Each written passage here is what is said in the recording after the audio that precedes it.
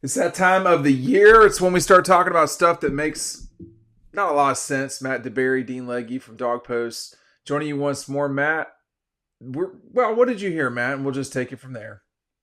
Well, I guess a couple of SEC analysts said that the SEC runs through Texas now, which was a little confusing to me since the Georgia Bulldogs are the reigning SEC champions, two recent national titles. They actually beat Texas in Austin, Dean, like 30-15. So they doubled their score. They met again in Atlanta, and the Dogs won that in overtime. So I'm trying to wrap my head around how the Texas Longhorns are the team to beat in the SEC and why the SEC runs through Texas. It doesn't make any sense to me. The Dogs are still the reigning champs, and they've been the most successful program in the SEC for the past 4, 5+ years now. I mean, I just don't get it, but it is the offseason. We talk about dumb stuff, but that one, I'm having a hard time wrapping my mind around. Yeah, I don't know that it's dumb. You didn't call it dumb. You said dumb stuff, and I'll take it from here. Look, I understand. So Steve Sarkisian's done a great job at Texas. I don't think there's really any question about that. From where he was at, I think all you got to do is look at the NFL draft. They had, I think, a record for Texas. They were hardly getting guys into the draft. They were 8-5 a couple years ago, but they've definitely come a long way. Texas should win national championships. Ohio State should. Georgia should. Florida should. Alabama, USC. There's certain places that should win national championships, and Texas at this stage, 20 years later, I would say is overdue. Um, I'm not sure I would say that the league goes through Texas when they never won the league. And they've only been in the league for a year, but they lost that game, and it's harsh. Not winning can be harsh like that. I'm not sure. I'll put it this way. I'm not sure who the league goes through this year at all. I think we've got a mishmash. Certainly, Texas and Georgia, I think, are the top two. Um, I'm not sure I see a lot of losses on Georgia's schedule, Matt. So by that math, it would be that Texas has to go through Georgia. But I think it's that they both got to go through one another. And look, I wouldn't be so quick to get rid of Alabama. And I would say that I'm going to regret this. All right, LSU has a shot to do. I know, man. Just you know what? Just start talking. Yeah, you're going to regret that. Yeah. LSU is going to LSU, but the way I look at it is to be the king, you got to beat the king, right? I mean, the Dogs are on top, and this season will unfold. And maybe Texas does win the SEC. I mean, that would not be surprising. They have a really good team, so they've got a real shot at that. And I think we've been talking about this is probably the year that Texas needs to get over that hump. They've got to do it at some point. This could be the year. But to go into the season saying the league runs through Texas when they went 0-2 against the Dogs and the current SEC champion, I don't get that. But yeah, they should be a good team. Georgia should be a good team. Maybe your LSU Tigers will be a good team. I feel like they're in the same boat with Ole Miss.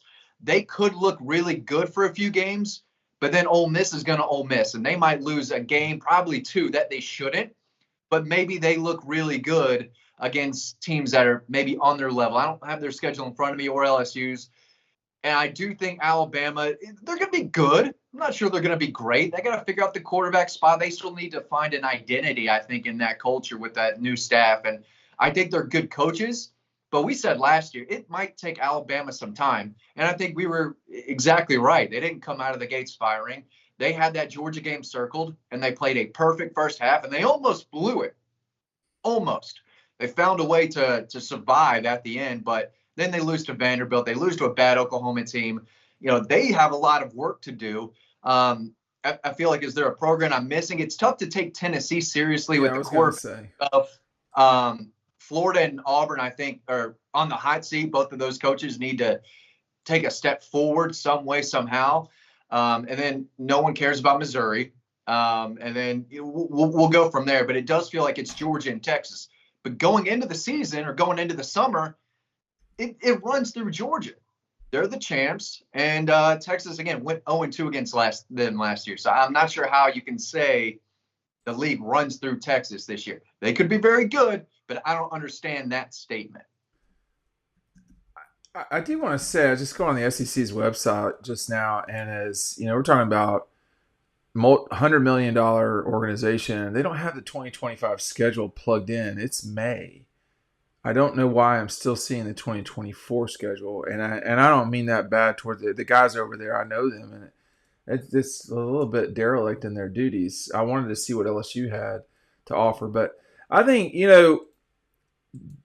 we've touched on everything there. I will be curious to see with Texas as time goes on here. They certainly had a very beneficial schedule in the SEC in 2024, and I would say probably 25. In 26, things could change for them in a way that is going to be tougher.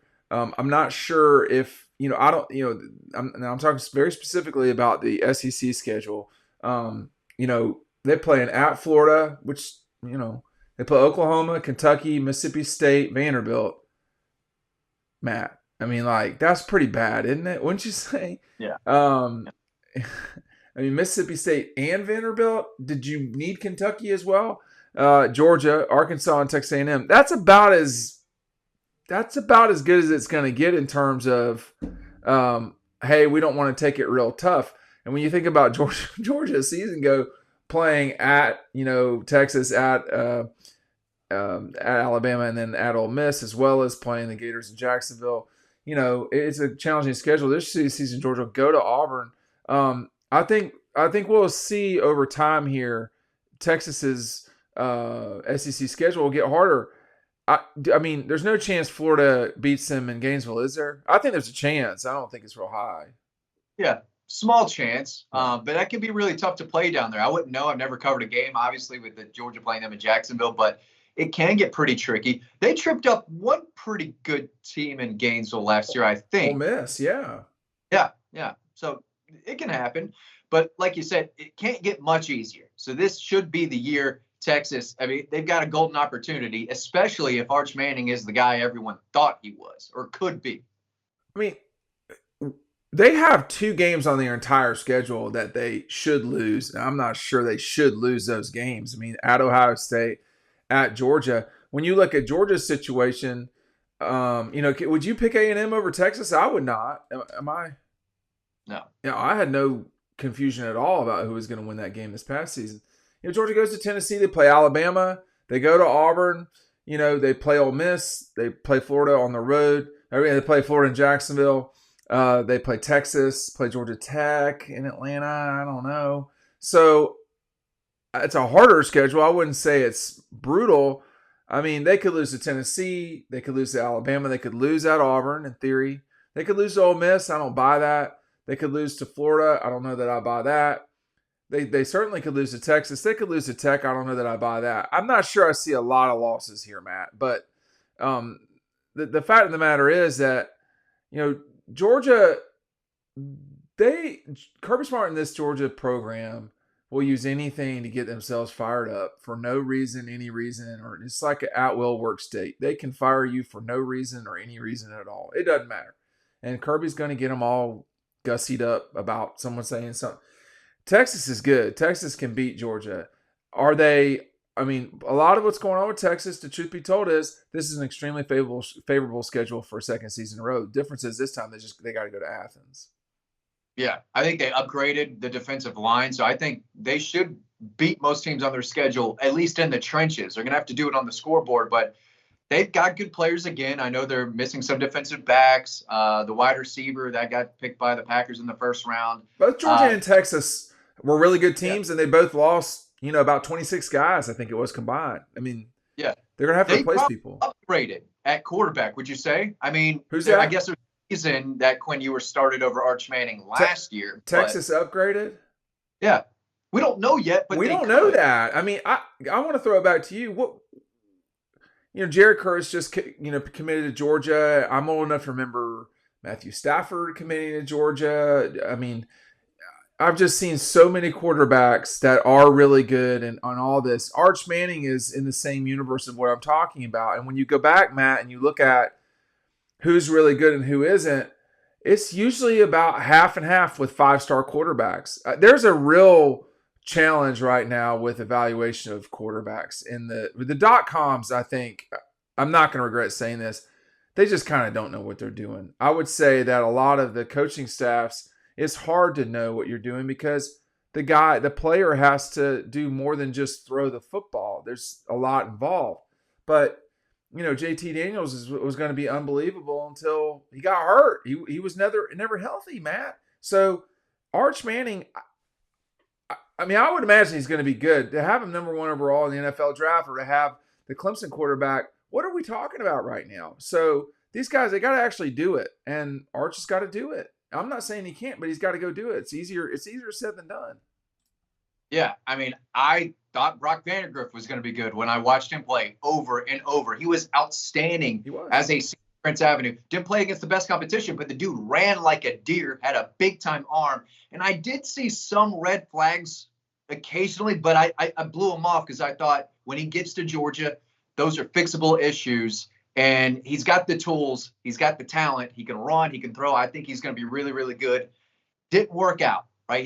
He wasn't very good. And so it's tough to do. But at the end of the day, you have to have a guy who, like you say all the time, play the position, doesn't turn the football over. You can run and you can sling it 50 yards. You still have to know what you're doing and read a defense and make the correct reads on your side on offense. If you see something defensively, you've got to be able to figure things out and make some changes. There's so much that goes into being a really, really good quarterback. Yes, you have to have the tools. You have to have the mental side of it too. You have to be a leader. You have to be a competitor, and there's just so much that goes into it. And it's hard to see everything just out of a high school quarterback. So I get it. And there's a lot of hype surrounding Arch Manning for a lot of reasons. But like you said, he's going to have to do it, and he's going to have to do it in Athens, Georgia at night. That's going to be really, really tough no matter how good he is. And that's a major hurdle that they're going to have to get over this year if they want to claim, hey, the SEC now runs through us. It doesn't yet, but they can maybe say that next year. Well, if they beat Georgia in Athens, I think that's the stamp to me. Yeah. I mean, Georgia is going to be, if they're not a top 10 team, that would be shocking. They've not lost at home in like 20 years at night. So, and listen, Texas and Georgia are huge brands. That's going to be a huge game no matter what. Thanks for watching. We'll see you on the next video.